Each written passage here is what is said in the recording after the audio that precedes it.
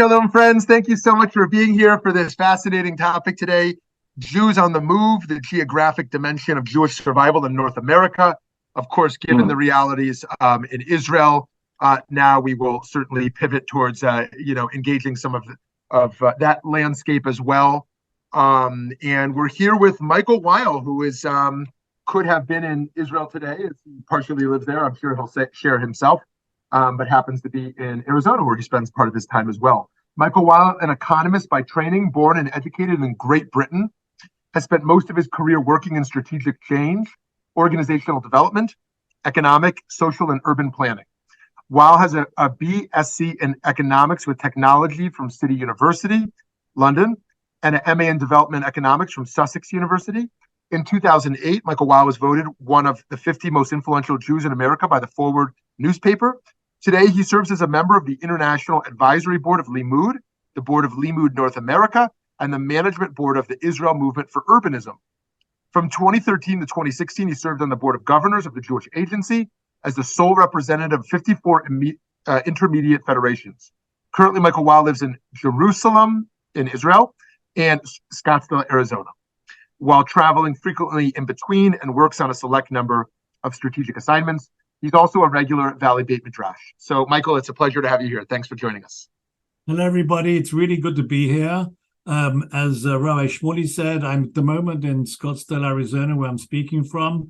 A few days ago, I was in Jerusalem, which is where my permanent home is. And I have to say that my head and my heart are still in Jerusalem, whilst my body is physically here. And I'm actually going to talk about that later, some of the things that are going on in Israel that are relating to relocation. But first, let's talk a little bit about Jews on the move.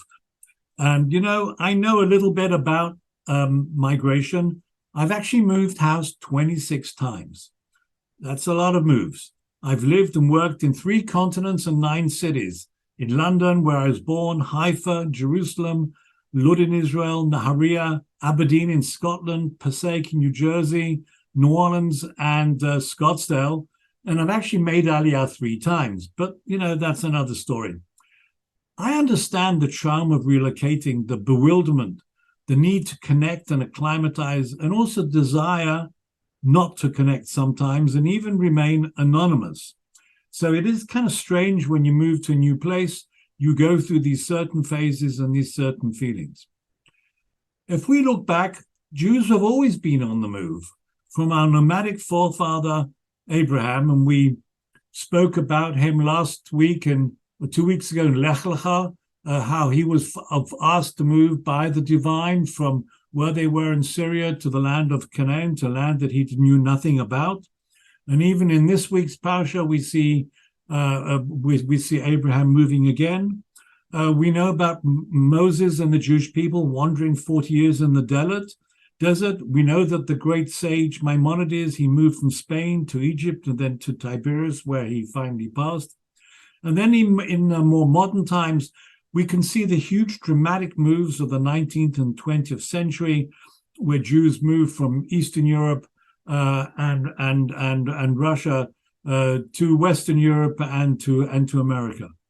But these great moves, all of those seems to have been forgotten today, even though we're living through major geographic changes in the Jewish people.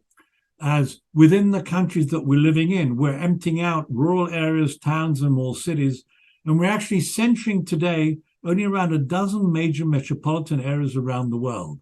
Think of them: Jerusalem, Tel Aviv, Haifa, New York, Los Angeles, Chicago, Boston, Washington, South Florida, Paris, London, Moscow, and Buenos Aires, to name but a few, and there really only are a few. So it's really interesting as to what has happened to the Jewish people over, a fairly short period of time. But kind of strangely, both Jewish communal leaders and modern-day demographers in North America especially have ceased looking at the geographical movements, and instead they're largely focusing on questions that you're all probably familiar with. Who is a Jew? How many Jews there are? We're always counting. Will we survive? And of course, about anti-Semitism, and the latter is especially poignant today.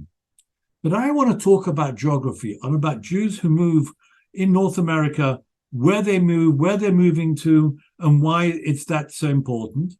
I'm also going to talk about a little bit about relocation in general during wartime and what has happened and what is happening in Israel today, and the impact of disasters, not only what we're going through here, but other disasters as well. So Jews have moved internationally a lot. In the middle of 19th century, Jews were largely dispersed across many continents, mostly in poor areas, in rural as well as city locations, Eastern Europe, Poland, Hungary, places like that, and Russia, as well as places in North Africa, Algeria, Tunisia, Egypt, and Iraq and Syria, and places like that.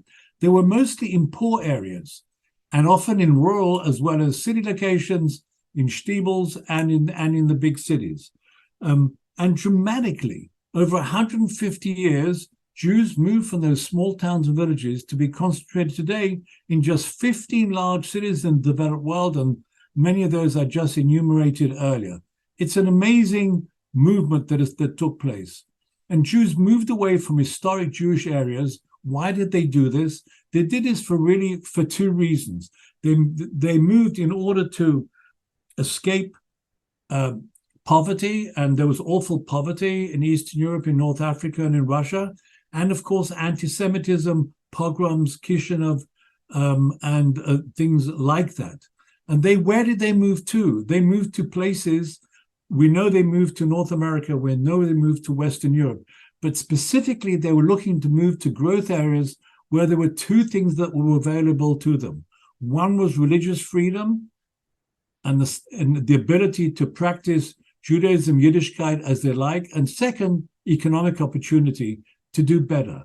And interestingly enough, that happens to be the pattern today. So here we are in the 21st century, where there are actually only two major centers of Jews. Almost half are in Israel, almost half are in North America, and the rest are kind of scattered about in places in Europe, South Africa, Australia, and places like that. But there is a certain stability, or so we think, amongst Jews, that we're no longer the wandering Jew. We're either in Israel or North America or in some other places, and we're not moving internationally. That is certainly true. Let's look at what's going on in America. And I'm talking about America, the general population, not the Jewish population. Now, we know an awful lot about migration and relocation in America. We know this because there's a lot of statistics, a lot of sources. When people move, they move the election registry where they're supposed to vote. They move with vans, and all the moving companies actually keep data. All the real estate people keep data. Even the IRS keeps data and tabs on you where people move. So we actually have a lot of data about we move.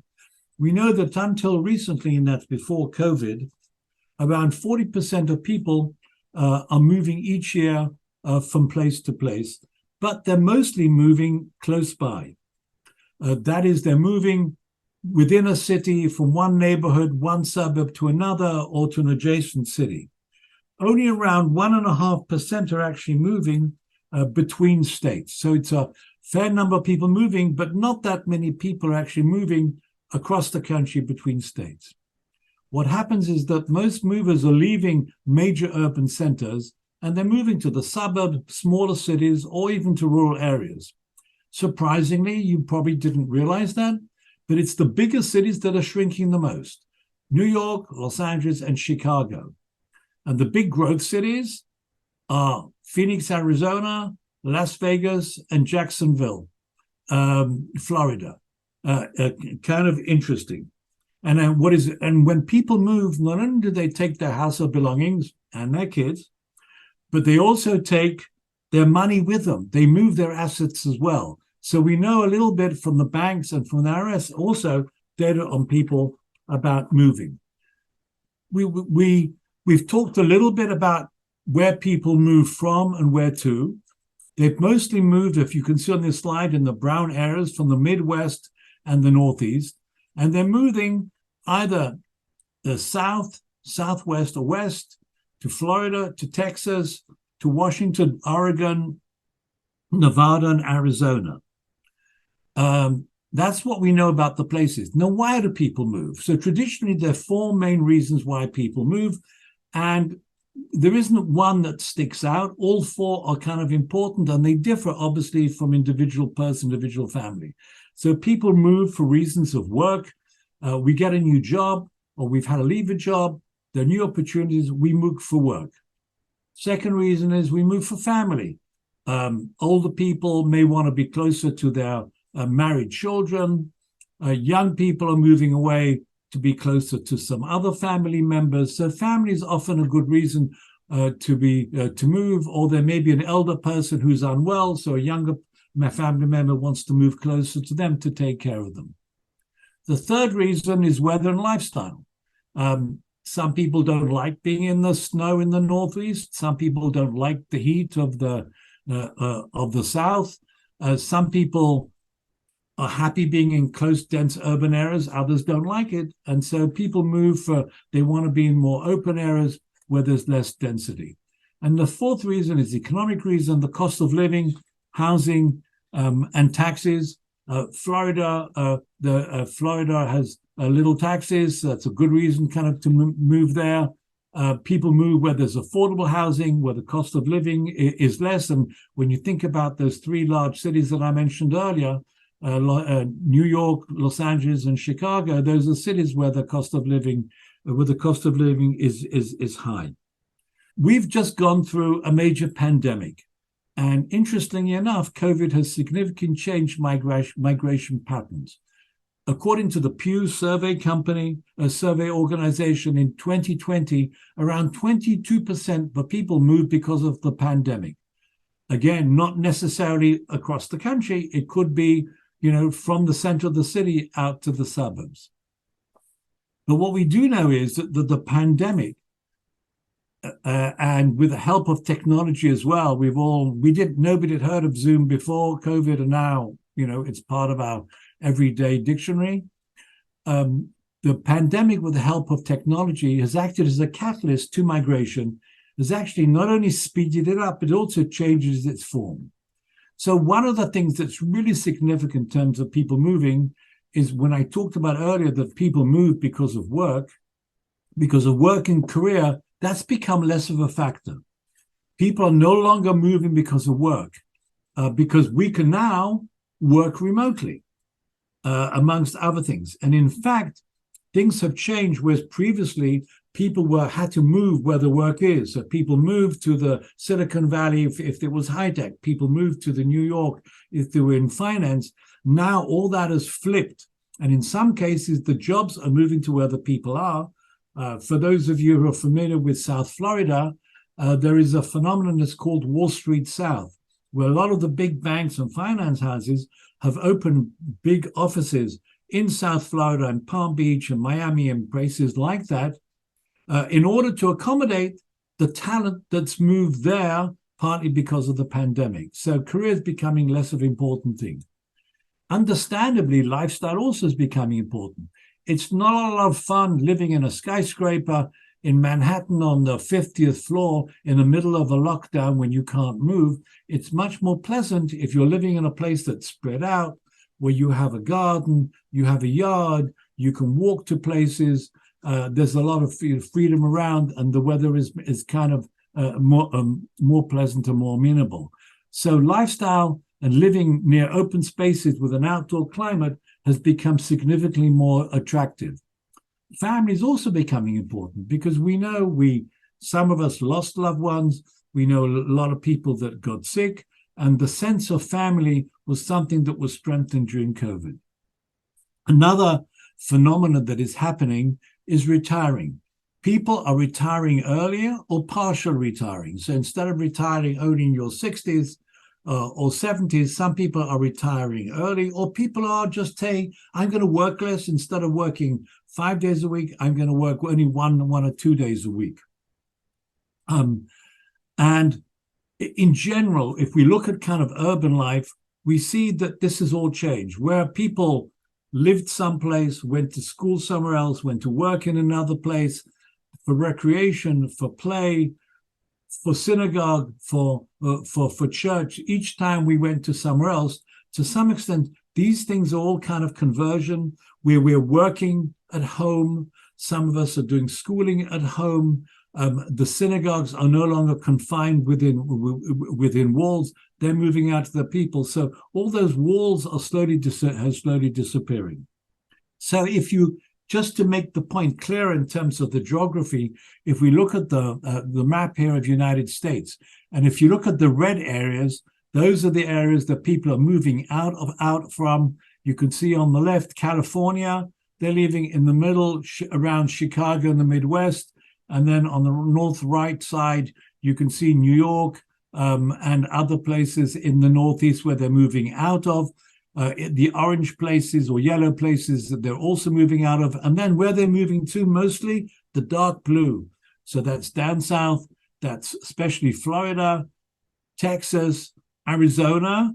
And then the other blue areas you can see, especially on the left-hand side, towards the northwest. So, what about the Jews? Well, okay.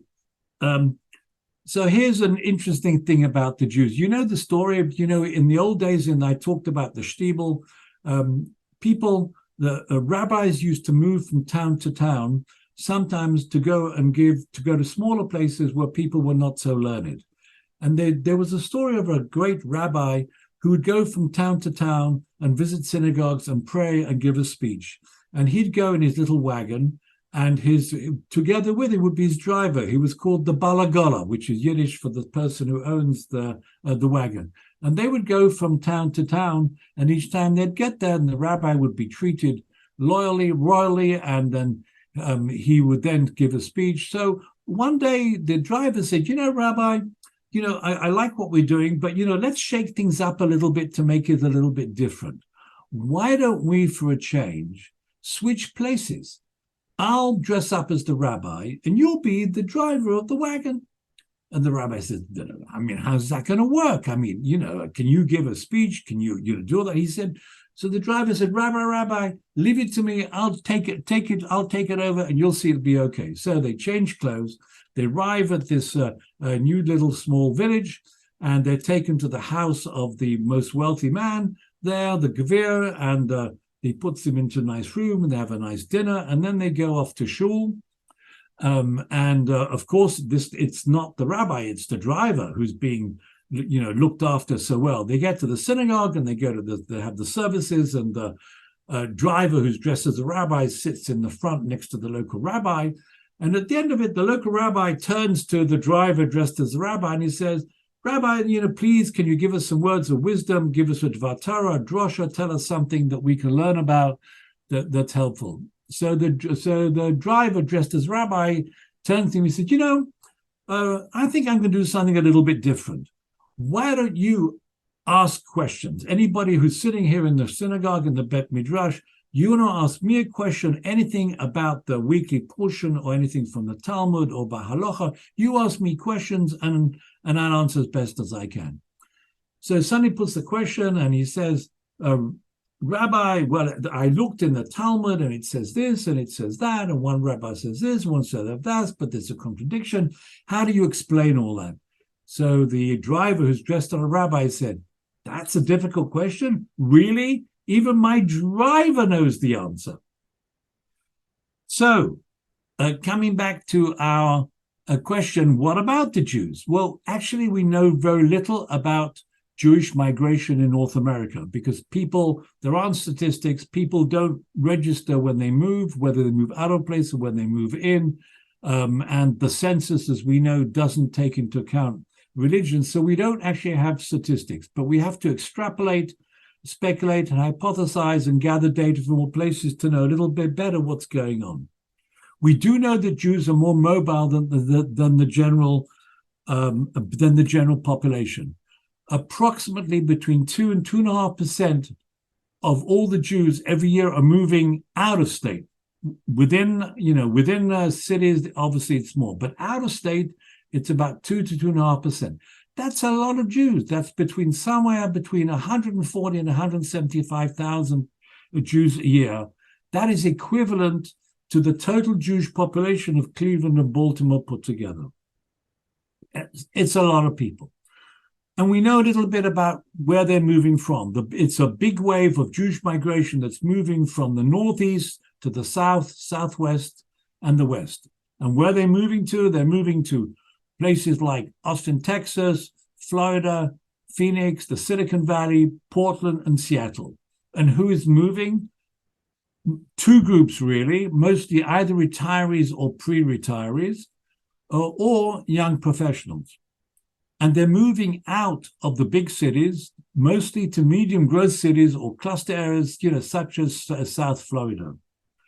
We can also speculate as to why they're moving. And we understand that, again, for them, like the general population, lifestyle, family, and cost of living are the most significant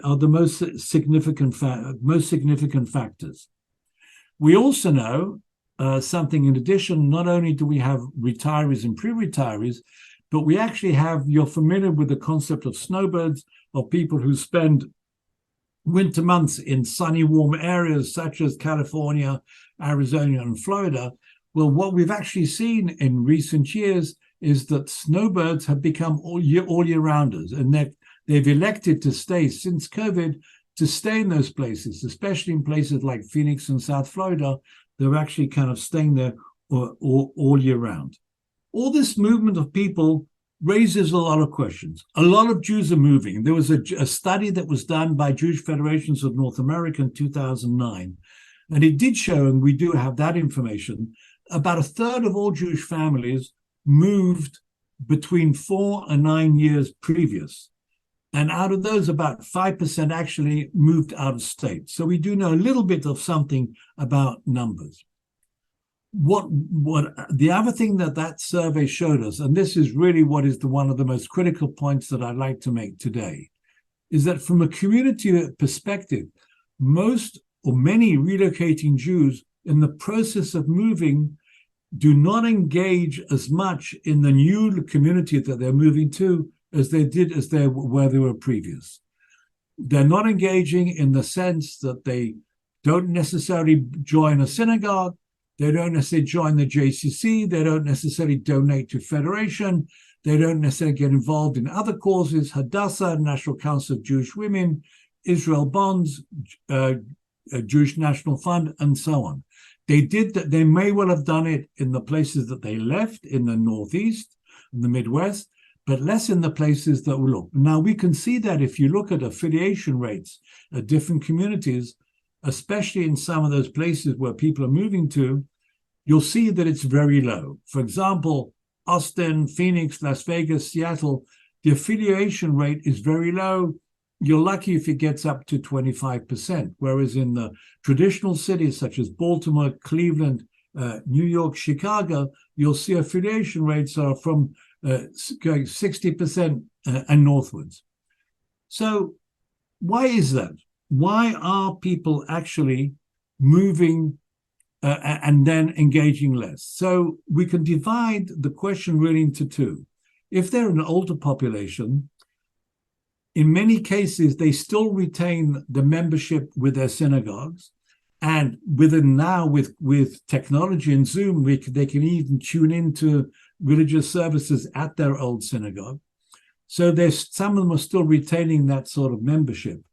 And they've been active where they were before, but they somehow feel they don't need to be as active again. They don't need to again join a synagogue, again be involved in Federation of the JCC as they had. It's a sort of been there, done that sort of type of feeling. The other group of people are the young families and young professionals. And we know about the younger generations that they're not inclined to become members. They don't become members of Hadassah, they don't become donors to Federation, they don't become members of synagogues, at least less than the older population. What they do is that they engage specifically, programmatically to something, direct, but they don't want to become members of anything else. And in general, for young people, doing Jewish is actually a lower priority. With so many people moving, what are the critical issues? And certainly those, first of all, affecting declining communities, those in the Northeast, and the Midwest, and maybe some of those in between. So a number of things are happening. Some are losing critical mass institutions, especially day schools are having less students attending. Similarly, synagogues are having fewer members. Some are declining, some are becoming stagnant. Also in the process, we see those communities have aging populations, but with smaller people, with fewer people around, they actually still have the same amount of communal real estate. We still have these big JCC campuses. We still have these wonderful synagogue complexes. We have these federation buildings. We have other facilities. We have old age homes. We have a lot of Jewish communal real estate, but now it's serving less people, and that raises a lot of economic questions. Can we still afford to keep those? There's also less people means less fundraising. And it also means not only less fundraising, but less of a next generation of donors and leaders as well. So what needs to be done? What needs to be done? So let's first talk about the declining communities. Well, in those communities that we've talked about in the Northeast and Midwest, first we have to know a little bit about them. We have to define, hopefully, which particular neighborhoods, which particular areas are people leaving from. It's best to try and understand who's leaving, why. It's kind of difficult because people don't actually put their hands up. They don't call Federation or their synagogue, or their JCC and say, bye, I'm leaving. So it's difficult to do that, but one can try and find ways to reach out that those are likely to move.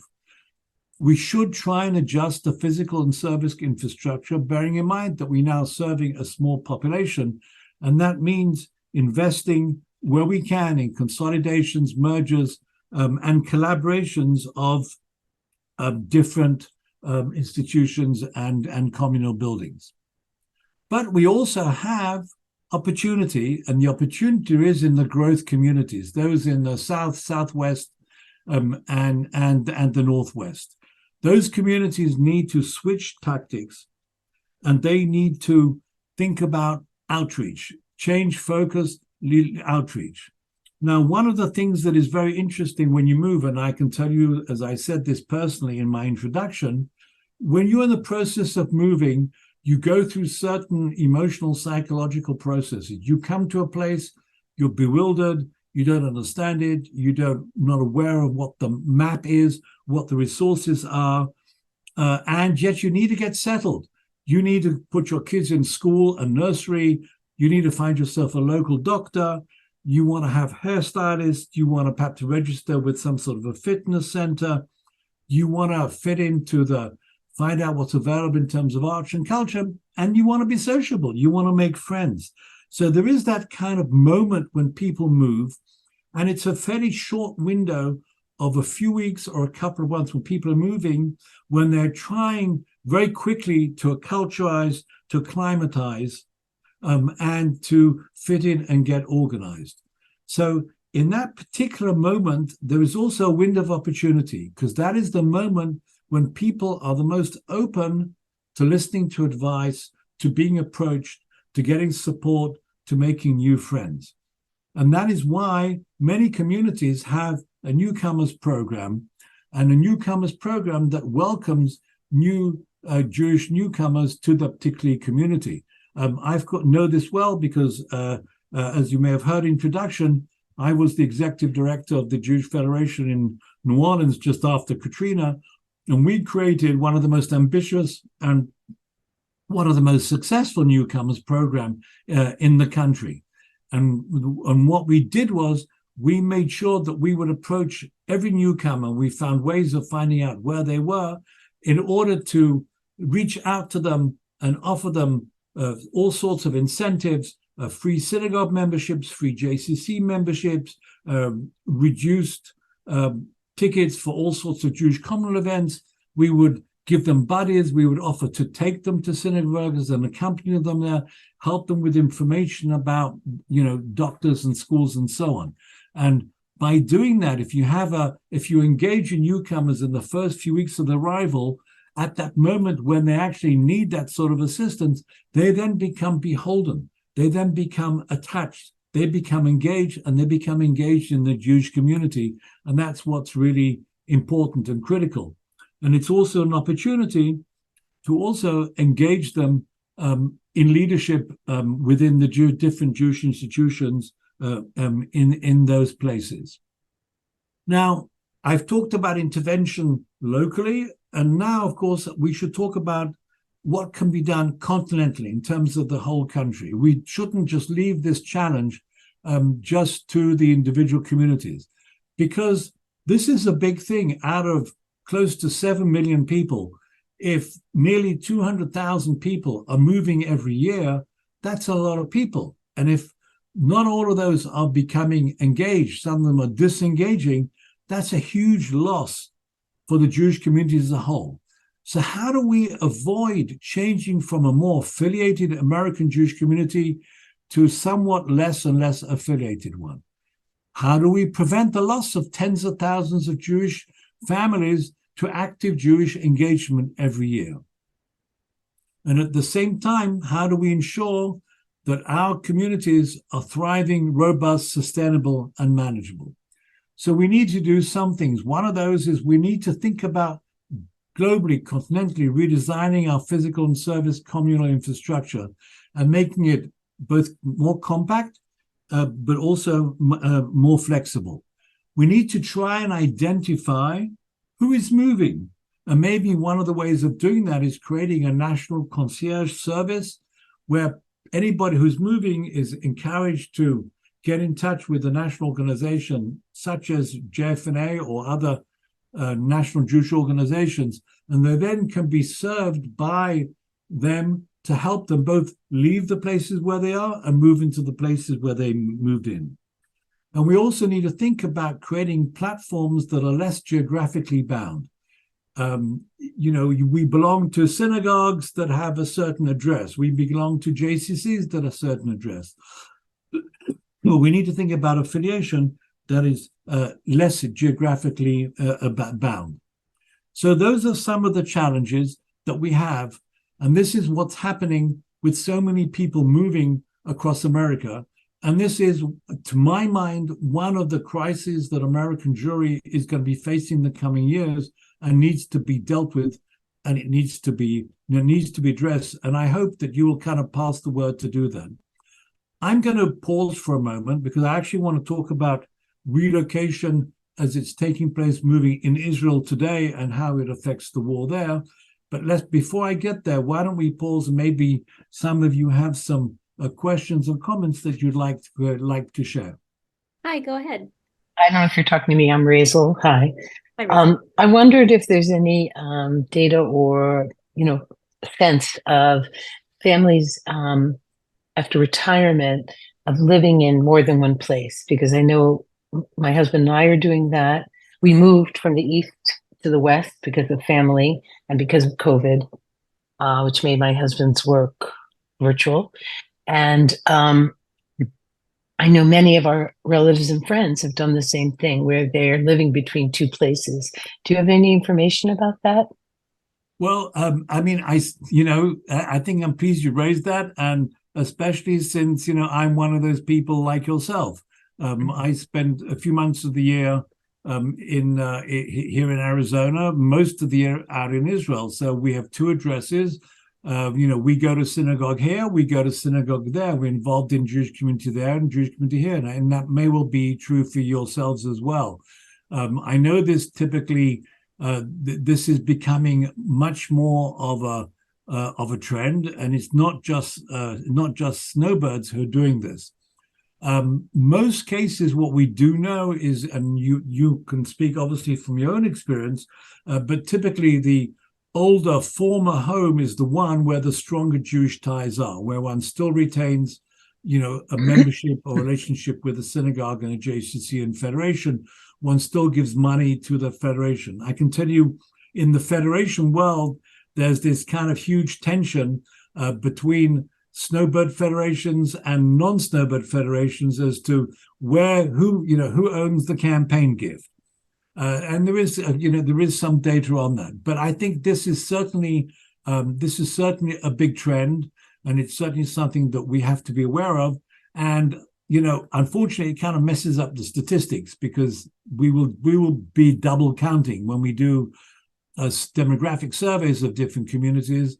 Sometimes we count the same family twice because they're living, in those two places. Just a further comment is that in our case, we belong to, we moved from the east to the west. So we're in two places in California, San Francisco and LA. And that's because of family and my husband's mobility. But one of the problems is that we don't have a set schedule. And so even though we belong to synagogues and go to synagogue and all that, it's hard to plug into a community when you don't have a set schedule. And if you want to volunteer to be part of that community, which is one way people who are retirees can do it, it's very difficult to do that because you're going back and forth and you don't have a particular schedule. Different things dictate when you're going back and forth.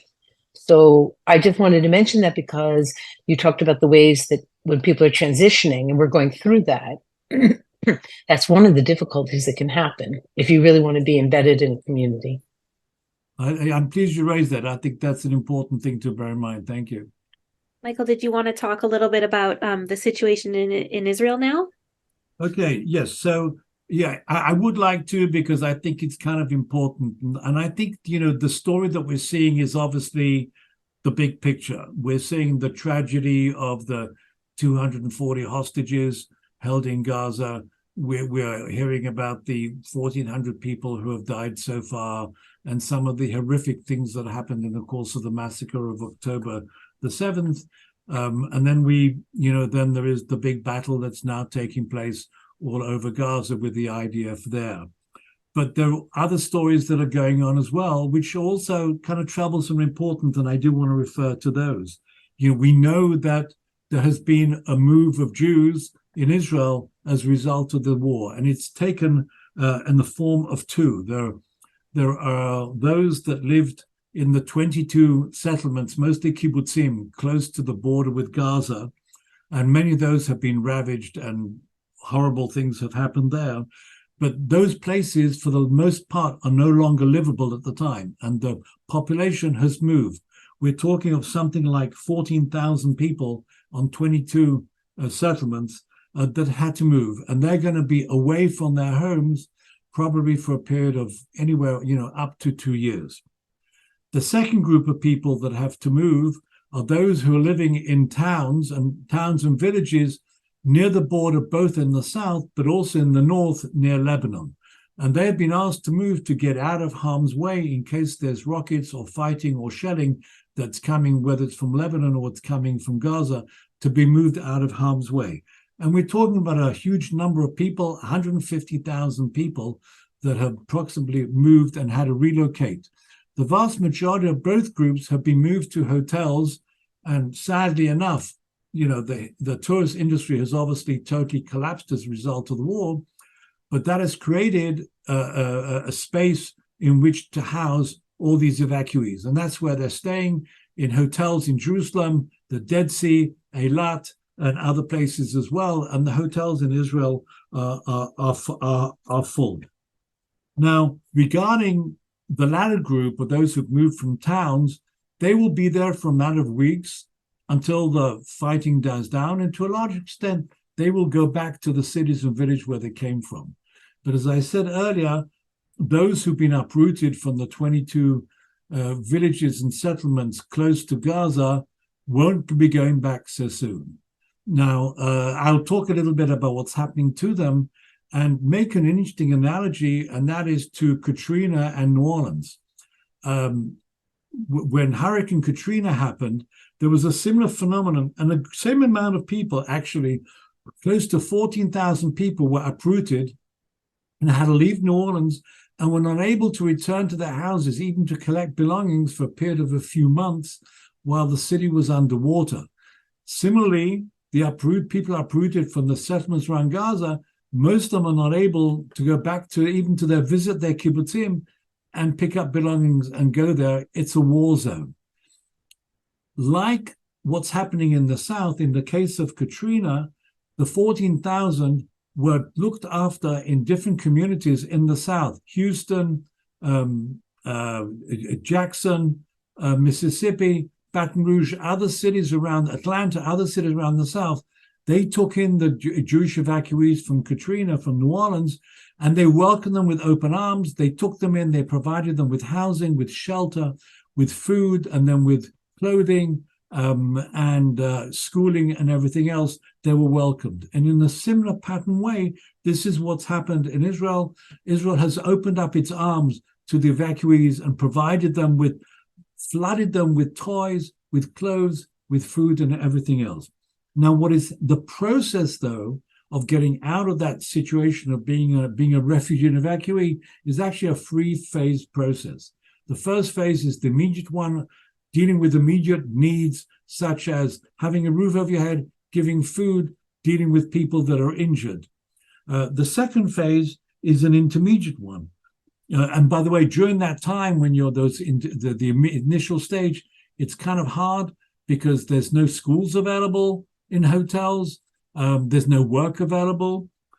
So it's kind of hard. The second phase, which is actually now starting in Israel, is thinking about a period of a few months up to a couple of years of temporary housing where they will be taken care of. And they're now looking for interesting alternatives in places in the not too far away from where their homes are, where they can be attached to other kibbutzim or moshavim or other places where they can reestablish and regroup. But in that phase, there is a few important things that has to happen in the intermediate phase. One of the things that has to happen, and that happened in New Orleans as well, is you have to rebuild community. In many cases, the community fabric, those relationships have been shattered because some cases people have been killed, they're lost, other people are traumatized. So the traditional leadership, the community structure and fabric has been severely damaged. It needs to be rebuilt. And that's the first thing that needs to take place. The second thing that needs to take place is we have to provide schooling. Interestingly enough, one of my sons is an educator. He's a former head of school. He spent the last 3 weeks at the Dead Sea in a hotel with one of the kibbutzim, and he established there a temporary school. He raised money to buy very large tents to act as temporary classrooms, and he created an artificial school in the Dead Sea next to a hotel for evacuees, and that's being extremely important. The other thing that's happening there is obviously work. For the most people in the South, their work was connected to the land. They were farmers, they were agriculturists, they had cows, they had fields, they had crops, they had fruit on the trees. Some of them also worked in industry there. But now being, in many cases, hundreds of miles away where they're being relocated to, they no longer have income and they have to rely on handouts from the government and from charity. And that's a difficult situation. So we have to find ways of providing temporary sources of income for them. The third phase is what I call the long-term rebuilding and the long-term recovery. And that is probably the most critical phase, because once we rebuild community, we can now start rebuilding physically the settlements down south. The temptation at first is to build exactly as is, as was. In practice, that's not a good idea. I like to give the analogy of this whole thing of one of the things that happened in New Orleans at the time of Katrina. There was a synagogue that was the most badly destroyed, Beth Israel. And I worked with them when they were discussing as to how they're going to rebuild.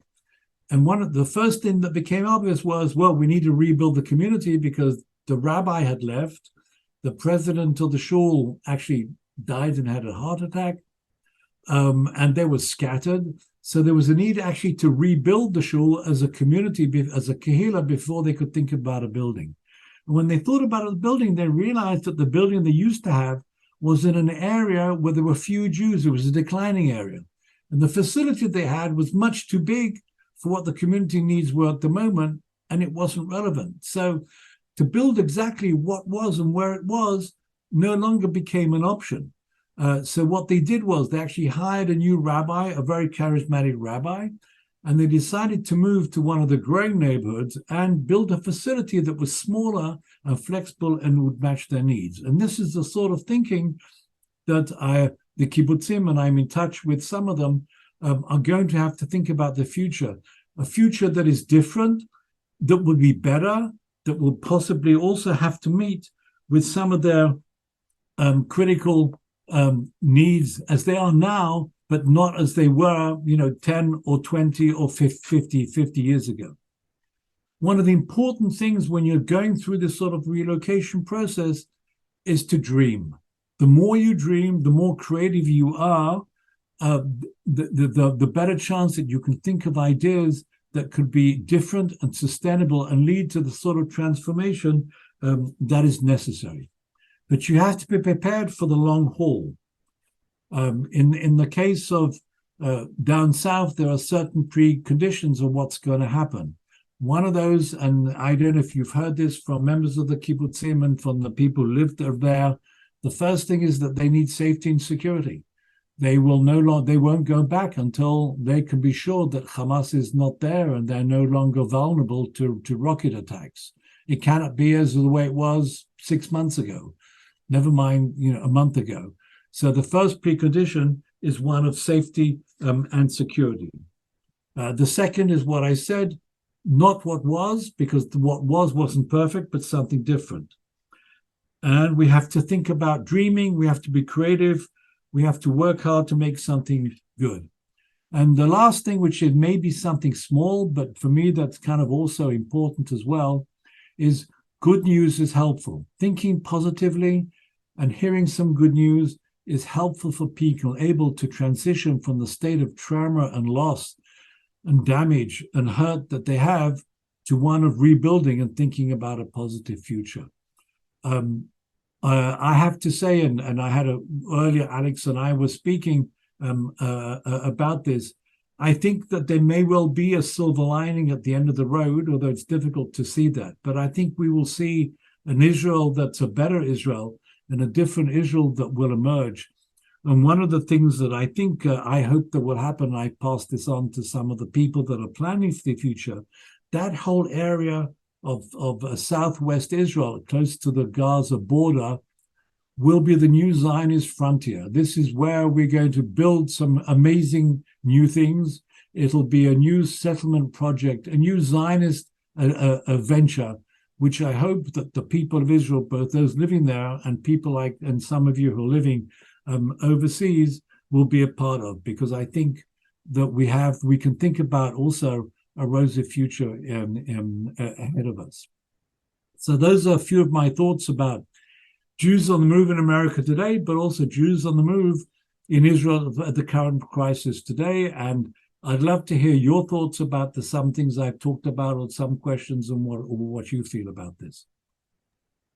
Thank you so much. Yes, we'd love to open it up to questions or comments. Please, anyone, feel free to raise your hands, and you can unmute, or you can always write things in the chat. While we wait for folks, I have a question for you. I'm curious if you've seen any patterns of people either moving outside of Israel while this conflict is going on, or the reverse, more people wanting to make Aliyah, especially with all the anti-Semitism that we're seeing outside of Israel in North America and in Europe. If you've noticed any kind of trends there or can make any predictions. No, that's a very good question. And I think there's some interesting things going on. Look, there have been people that have left the country. They've left them for personal reasons, some out of fear, worry, want to be close to family members abroad. They're feeling the trauma. That has happened. It's not large numbers, but that has happened. But I think for the most part, it's a temporary thing. Regarding moving to Israel, yes, already that is happening. I know that I've seen reports from the Aliyah department to the Jewish agency of a lot of, and from Nefesh B'Nefesh, there's been increased interest in people moving Israel, making Aliyah. I think that's going to accelerate in the months and maybe the couple of years to come. I think we'll see more people moving to Israel.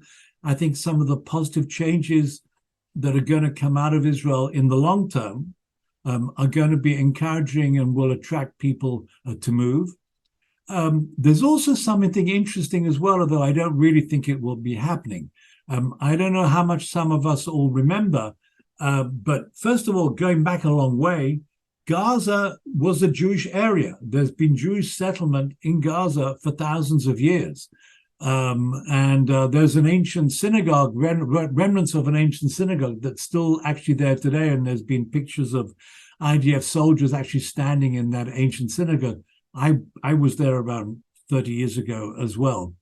And there were settlements in more recent times, since the Six-Day War. There were settlements that were built in Gaza or around Gaza in an area called Gush Katif, the Katif block, that were there until they were removed by the Israeli government in the late 1990s. So there was settlement there. Now there have been some talk of the right-wing settler movement who's saying we actually, after we've got rid of Hamas, we ought to rebuild Jewish settlements in the Gaza Strip. I think that's unlikely. I don't think that's a good idea, and I think that's unlikely to happen. But I think your question is a very valid one. I think, that there is a question of people moving, and I think certainly, and I would like to encourage this when I talked about, this new Zionist enterprise.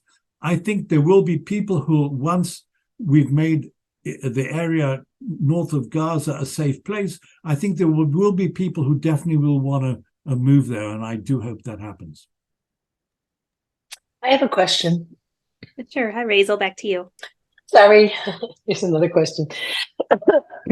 Given all the insights that you've shared with us, what agencies or what kind of coordination among organizations is there to try to spread these ideas of how to help people on the move affiliate and do so many of the things you've done? I understand it may not be organized at all, and it may just be up to local communities to sort of adopt these ideas. But can you tell me anything about that?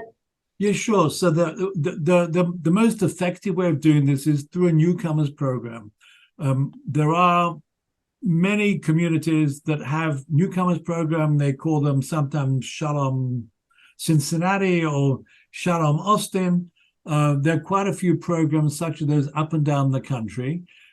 Typically, they are run mostly through federations, sometimes through the JCC, but could be other organizations that do it as well. And they will work together if it's run out of federation, and that's probably the most effective way of doing it, since federation is a sort of an all-encompassing body, even though I'm biased as a former federation CEO. But typically, the federation would involve the JCC and synagogues and other local agencies, institutions, in that process, and they work together in a coordinated manner. There's a lot of detail about how to do this, and I've helped a number of communities up and down the country develop their newcomer programs. It can be really effective. It can be not only successful in engaging and welcoming Jewish families to be involved in the local community, but it also can be a way of reinvigorating that local Jewish community in an amazing way. So it's extremely important that those things happen. It mostly works at the local level because that's where people engage locally. That you go to a local doctor and to a local synagogue, and you work out at a local fitness center, rather than do that on a regional or national basis. So yes, there's certainly things that can and hopefully should be done. All right. Well, thank you so much, Michael, for your presentation. That was really interesting, and it was a pleasure to host you. I also want to thank our co-sponsors for today, Congregation Or Zion in Phoenix. And just to let you all know about our next program, which we have Rabbi Andy Kahn coming to speak to us on November 16th for The Sacred Earth, Jewish Perspectives on Our Planet, also at 1 p.m. Mountain Time. So we hope you can all tune into that as well. Thank you so much for being here. Have a great day.